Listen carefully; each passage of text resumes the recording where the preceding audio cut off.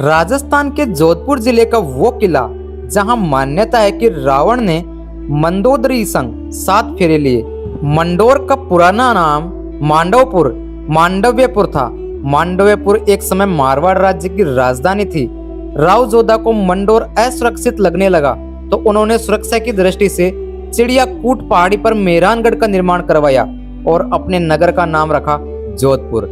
राजस्थान प्रदेश में एक ऐसी लोक मान्यता है कि लंकापति रावण और मंदोदरी का विवाह जोधपुर के मंडोर में हुआ था।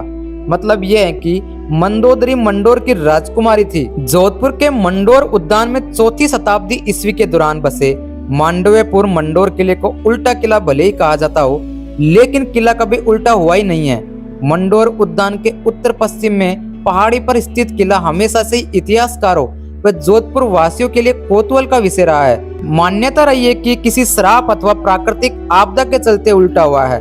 पिछले 2 दशकों से किले की खुदाई से इसकी जुड़ी भ्रांतियों पर से धूल उठने लगी है।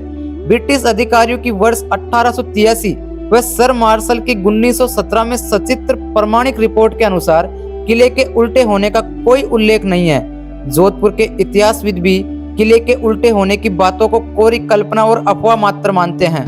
वर्ष 1917 में भारत के विभिन्न स्थानों पर शोध करने वाले इतिहासविद मार्शल ने सीधे किले की मैच तोरण द्वार सचित्र रिपोर्ट सौंपी थी। पाषाण के 12 फुट लंबे और 2 फुट चौड़े कलात्मक तोरण द्वार आज भी उम्मेद उद्यान स्थित राजकीय सरदार संग्रहालय में सुरक्षित है और उन्हें देखा जा सकता है।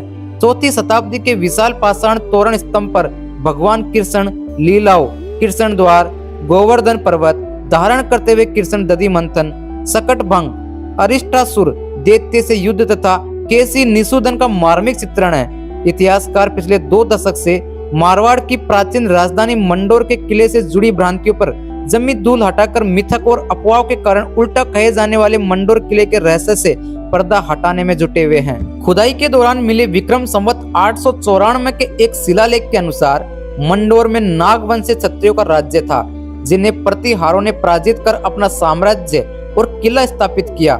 इंदा परिहारों ने सन 1394 में राठौड़ों को दुर्ग दिया, जो बाद में वर्ष 1459 में जोधपुर का मेहरानगढ़ दुर्ग निर्माण कर वहीं रहने लगे। 7वीं से 12वीं शताब्दी के बीच यहाँ मंदिर भी स्थापित किए गए थे, जो उस समय के लोगों की धार्मिक आस्था को उजागर करते हैं। इतिहास में कहीं किसी किले या इसे बसाने वाले राजा का नाम अभी तक सामने नहीं आया है। खुदाई में भी अब तक ऐसा कोई अवशेष नहीं मिला है जिससे किले के निर्माता का नाम उजागर हो सके। इस किले की वास्तुकला वाकई में अद्भुत है।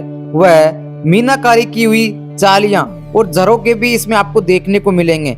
साथ ही यहाँ का एक अलग ही विहंगम नजारा आपको देखने को मिलता है। तो दोस्तों, ये था मंडोर का किला। जल्द मिलते हैं ऐसी एक अन्य डॉक्यूमेंट्री में। तब तक के लिए हर हर महादेव। अगर आप राजस्थानी संस्कृति को सपोर्ट करते हैं तथा राजस्थानी संस्कृति के किले और महल तथा दुर्गों में विशेष रुचि रखते हैं, तो आप एक सही चैनल पर विजिट कर रहे हैं। अगर आप चैनल पर पहली बार है तो हमें सपोर्ट जरूर करें।